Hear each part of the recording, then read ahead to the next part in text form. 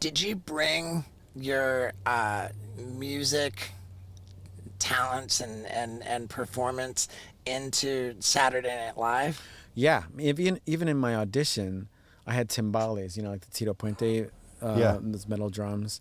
In my audition, I had those, and then the first time I was on, I had them, and for this character, and then all the way through, it's almost like I would just work it into a sketch that I was playing drums or guitar or something. It's almost like a crutch or something, and not like a crutch like in a bad way, like I didn't know what else to do. It's just that that's just what came most easily to me. Did you have to audition for Saturday Night Live? Oh yeah, big time. Did you do your impersonations? Was that the main one? And then you incorporate that with your drumming too? Yeah. So it was like they asked me to do impressions and then some characters.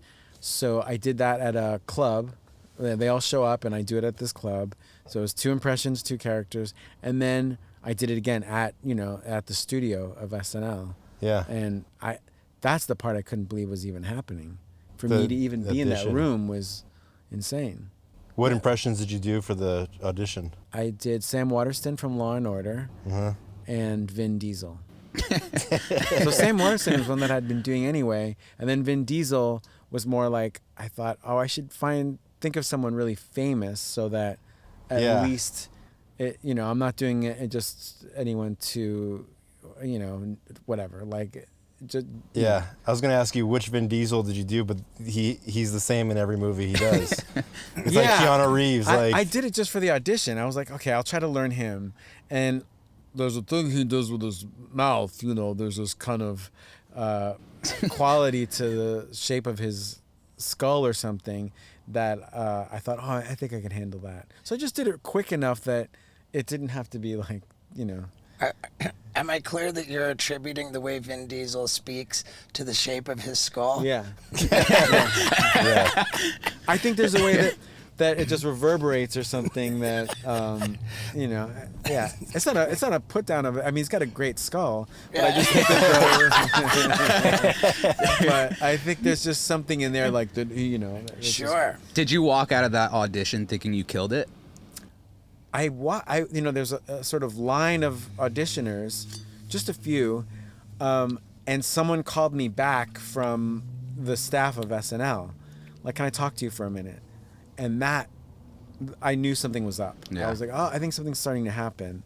Just because she had some questions. And someone asking questions is a little bit like engaging. Mm-hmm. So I was like, something's about to happen.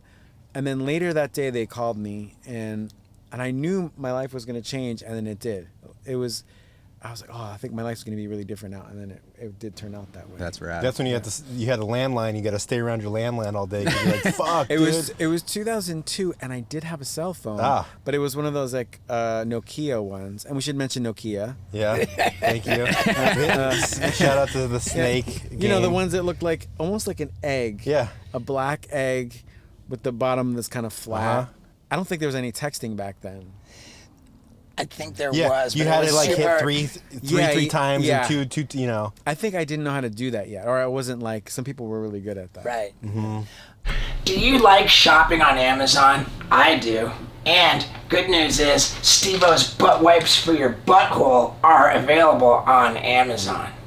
And if you want a real bundle of a deal, you can get Steve-O's hot sauce for your butthole, plus Steve-O's butthole destroyer, and Steve-O's butt wipes for your butthole. It's the butthole bundle, available on Amazon right now. Yeah, dude.